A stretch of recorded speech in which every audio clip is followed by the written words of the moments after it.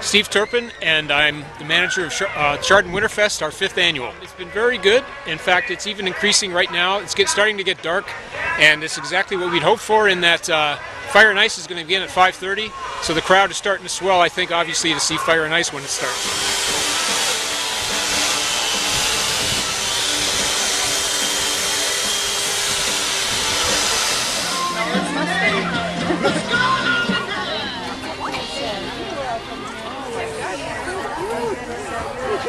My name is Kim Willman. I'm here with my mother and my son and my daughter, and we came up from Chardon. We live over down on the other side of the square to come see the ice sculptures and the fire made out of ice and just enjoy the snow, even though it's cold.